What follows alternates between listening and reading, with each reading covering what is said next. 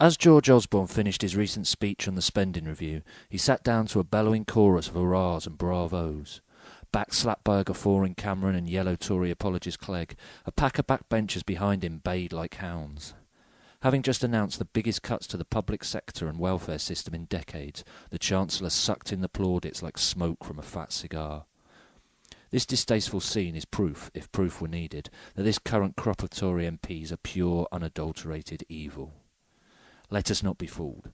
These savage cuts are not pragmatic economics. They are not an unavoidable response to the incompetency of the previous incumbents of office. A small state and a laissez-faire marketised society is ingrained in Tory ideology. It is all very well for Cameron to claim that we're all in this together and present global recession as a kind of let's muck in war effort. But as we face the fire in the front line, these bunch of toffs are gorging on caviar and Krug in their private club.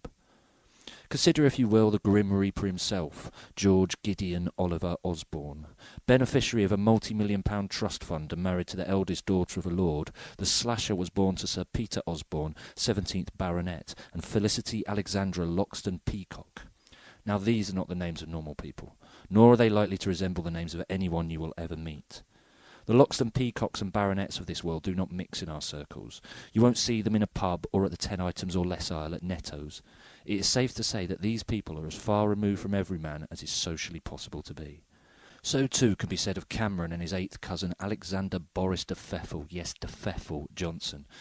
Cameron is a descendant of King William IV, Johnson a descendant of King George II. Both are alumni of the infamous Bullingdon Club, as is Osborne, where pug-nosed hooray Henrys decked in prohibitively expensive dinner suits binged on champagne and veal, arista knobs with the combined IQ of a fence post, all destined for great things.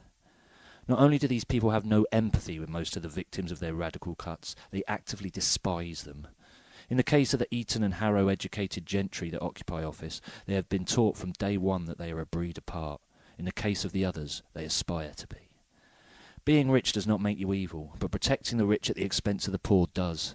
To line your own pockets whilst hammering those who have not been gifted the privileges you've inherited is morally abhorrent. As unionists, activists and the disenfranchised take to the streets with angry banners and placards, it feels as though the bad guys have won. The greedy, grasping empires stand firm against the will and spirit of the rebellion. In these dark and testing times ahead, may the force be with you all.